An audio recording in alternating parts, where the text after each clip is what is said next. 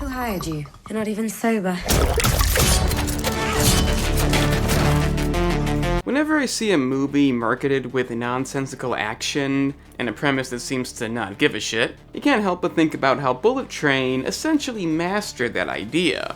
Fight or Flight is kinda like that, only on a plane, and opposed to a revenge tale with a unique twist, we have something that tries to be a bit deeper.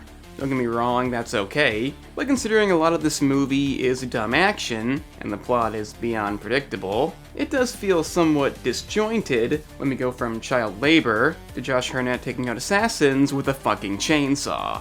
I'm not saying it isn't serviceable, and I do like the idea of mixing dark and light concepts, but I feel this movie may just be that. We have Hartnett playing a blonde bounty hunter, Lucas Reyes. I guess that makes sense, I mean, why not? And some intimidating woman from the CIA cliché, who he doesn't like due to being screwed in the past, needs him to do one little job, and in exchange, he'll get his life back. Like I've never heard that before! I know this kind of movie doesn't need to keep you guessing about stuff, but aren't we getting a little tired of this? She says he can trust her, obviously he can't, and I got a feeling by the end she's gonna be a lot worse than somebody who screwed him in the past. The job is to locate and apprehend the ghost, who is a high-value asset, but it would seem a lot of other assassins want the same thing, and the plane is literally full of them. So what follows is action-packed nonsense, and it's just okay.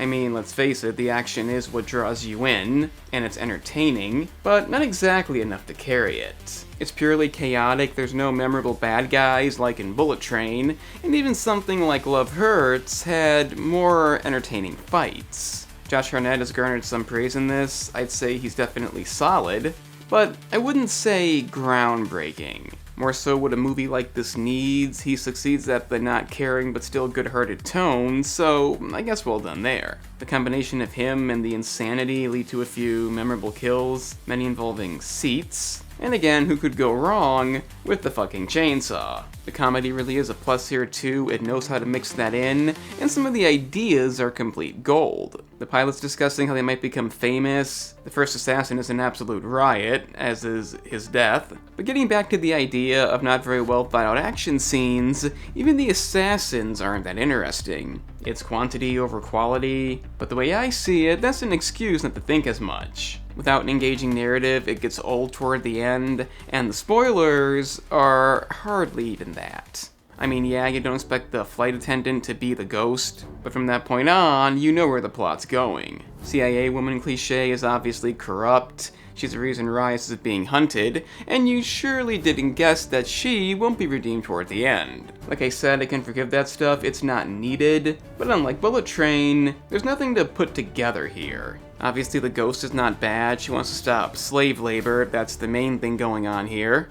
And while that's also unexpected, it's hard to think about that while watching this. I'm not downplaying it, but watching somebody get high and then kill somebody without noticing has an issue fitting in with such a serious issue. Not to the point of being an issue, but it's not the greatest balance. They even get into why such labor is the reason we have phones and other nice things, which just doesn't fit in with the ridiculous action movie. I appreciate the message, but something feels off. I just can't watch this and take that seriously. That's impossible. It seems to end on a cliffhanger, so maybe it's going somewhere, but to say it's piqued my interest would be a stretch. The combination of action that is not that impressive and a plot you know right off the bat leave me not that enthusiastic.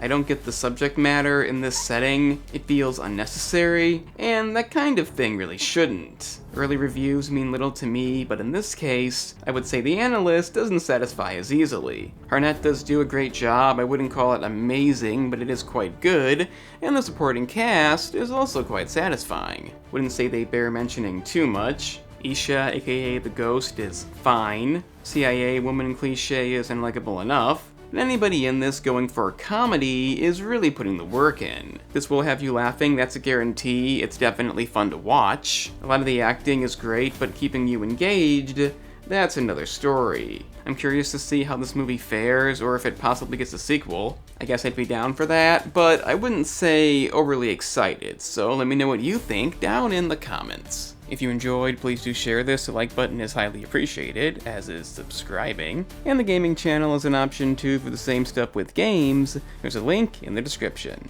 I'm the Analyst, and remember kids, Josh Hartnett has range.